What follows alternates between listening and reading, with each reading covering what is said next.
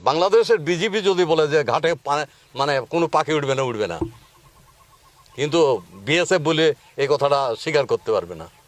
কিন্তু এরা এত বাঙালি না, এরা অত্যন্ত তৎপর।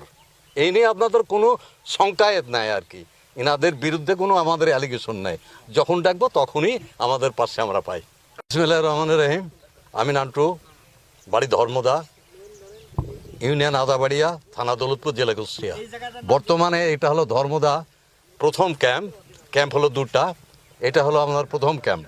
এই ক্যাম্পের অধীনে বা ওই ক্যাম্পের অধীনে আমাদের ধর্মদার লোকজন ভালো, ইন্ডিয়ার লোকজনও ভালো, যার প্রেক্ষিতে আমাদের গণ্ডগোল কোনোদিনই তো হয়নি। আর যদি হয়, বিজেপি সবসময় টহল দেয় পার্ট টাইম। কার কী হলো, প্রতি জায়গায় তাদের নাম্বার দেওয়া আছে। কোনো অসুবিধা হলে ওনারা ফোন করলে তাৎক্ষণিক ওনারা পৌঁছে যাওয়ার পরে সেই বিষয়টা সমাধান করে।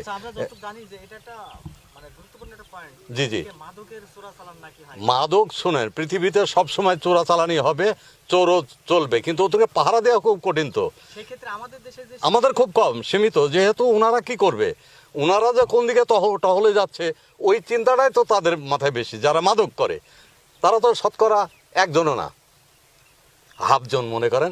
এই ধর্মদা গ্রামে হয়তো 5 জন মাদকের ব্যবসা করে, তাছাড়া তো ব্যবসা করে না। আর তারা রাতের অন্ধকারই করে, আমরাই বা করবো কি, তিনারাই বা করবে কি?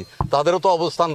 আমাদের তো বাংলাদেশে এমন কোনো দেয়নি, সৈনিক দেয়নি যে তারা 100 জন আছে, ঠিক আছে তোমরা এইদিকে টহলে যাও, তোমরা এইদিকে টহলে যাও। এদিকে এক টহলে গেলে এইদিক তো ফাঁকাই থাকে, এই আর কি।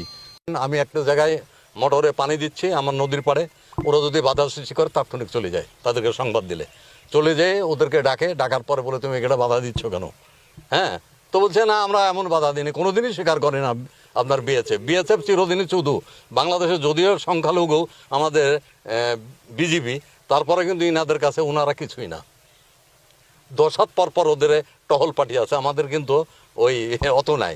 তারপরে কিন্তু এরা খুব তৎপর। বাংলাদেশের বিজেপি যদি বলে যে ঘাটে মানে কোনো পাখি উঠবে না, কিন্তু বিএসএফ বলে এই কথাটা স্বীকার করতে পারবে না। কিন্তু এরা এত বাঙালি না, এরা অত্যন্ত তৎপর। এই নিয়ে আপনাদের কোনো শঙ্কায়েত নাই আর কি। এনাদের বিরুদ্ধে কোনো আমাদের অ্যালিগেশন নাই। যখন ডাকবো তখনই আমাদের পাশে